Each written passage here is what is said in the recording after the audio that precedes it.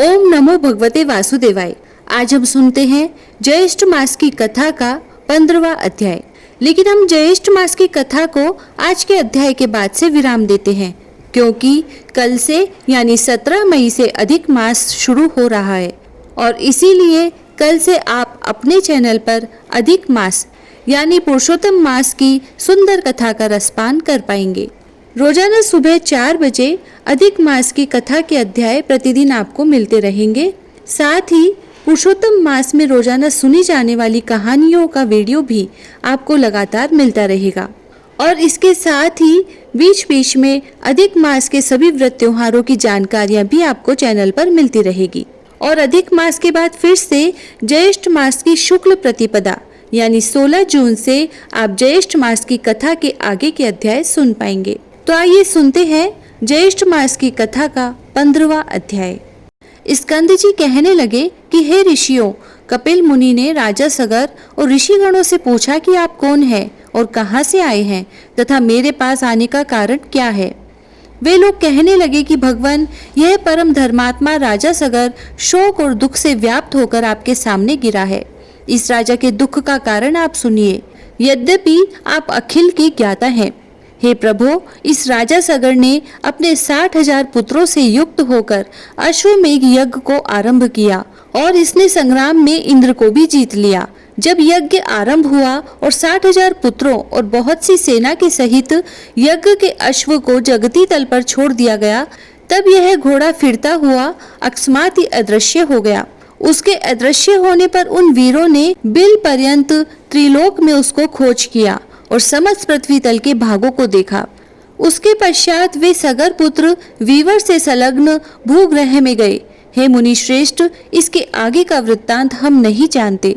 उनकी बातें सुनकर समाधि के द्वारा सब समाचार जानकर कपिल ऋषि बोले कि हे ऋषियों, इस कर्म को गुप्त रूप से करने वाला इंद्र है। यज्ञ के घोड़े को मेरे पास बांधकर वह स्वयं अपने लोक को चला गया। सगर पुत्र तथा राज्य मंत्री और अश्व के रक्षकों ने मुझको चोर समझा। तदंतर मेरी क्रोधाग्नि से सब सगर पुत्रादि जल गए। मैंने उनको जानकर भस्म नहीं किया। ऋषि श्रेष्ठ कपिल ने इस प्रकार कहकर अत्यंत दुख प्रकट करते हुए विलाप करके स्वयं अपने हाथ से राजा सगर को उठाकर अपने हाथों से उसके मुख कमल को पोंछा और मधुर वचन बोले कि हे राज श्रेष्ठ, भय मत करो, तुम अपने राज्य को जाओ। तुम्हारा 100वां यज्ञ मेरे वरदान से पूर्ण हुआ। मेरे प्रताप से तुमको अवश्य महेंद्र पद मिलेगा। और इंद्र ने जो दुष्टता की है वह दुष्ट बुद्धि के कारण अहिल्या में उसकी कामुक बुद्धि होगी और गौतम ऋषि के श्राप से परभग योनि से चिंतित होगा। इस प्रकार राजा सगर को वर और इंद्र को श्राप देकर फिर राजा सगर से बोले कि हे राजन, तुमको एक प्रिय पुत्र की प्राप्ति होगी और उससे सत्य नाम की श्रेष्ठ पुत्री होगी और उनसे बड़ा शूरवीर और सत्य पराक्रमी पुत्र भागीरथ नाम से विख्यात सूर्य कुल का भूषण उत्पन्न होगा। वह शस्त्र और अस्त्र विद्या में कुशल, नीतिमान, सत्यवान और पवित्र आचरण वाला होगा। वह समस्त पृथ्वी को जीतकर अति दुष्कर तप करेगा। तप के प्रभाव से गंगा जी को स्वर्ग से अपने पितरों के उद्धार के लिए लाएगा। उस गंगा जी के दिव्य जल बिंदु के स्पर्श से आपके पुत्र दिव्य देहधारी हो जाएंगे और आपके साथ विष्णु मंदिर वैकुंठ लोक को जाएंगे। पृथ्वी पर राजा भगीरथ से लाई जाने वाली श्री गंगा जी भागीरथी के नाम से प्रसिद्ध होंगी। महात्मा कपिल ऋषि के वचन सुनकर राजा सगर ने कपिल देव जी का ऋत्विजों के सहित पूजन किया और नमस्कार करके अपने नगर को आए। इसके पश्चात एक बड़े कष्ट के साथ कुछ समय बीतने पर एक अच्छे दिन मुहूर्त में सती सुभगा को पुत्र उत्पन्न हुआ। अनेक गुणों से युक्त दूसरे जयंत के समान था। वशिष्ठ ऋषि ने आकर उस पुत्र का जात कर्मादि संस्कार किया।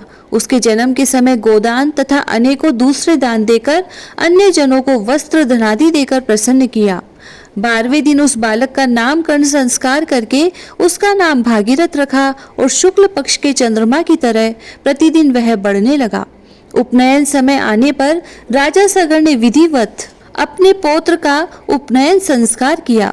वह राजपुत्र 16 वर्ष की आयु के पूर्व ही हाथी, घोड़ा, रथ आदि समस्त विद्याओं और कलाओं का पूर्ण ज्ञाता हो गया उसको समस्त गुणों से पूर्ण राज्यभार को सहन करने में समर्थ महान तेजस्वी जानकर तथा मंत्रियों के साथ विचार करके उस 100 जन्मा भागीरथ को राज्य दे दिया। राजा भगीरथ अपने पितामह का राज्य पाकर समस्त भूमंडल पृथ्वी का पुत्रवत पालन करने लगा।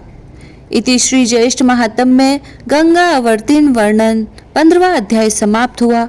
जय श्री राधे।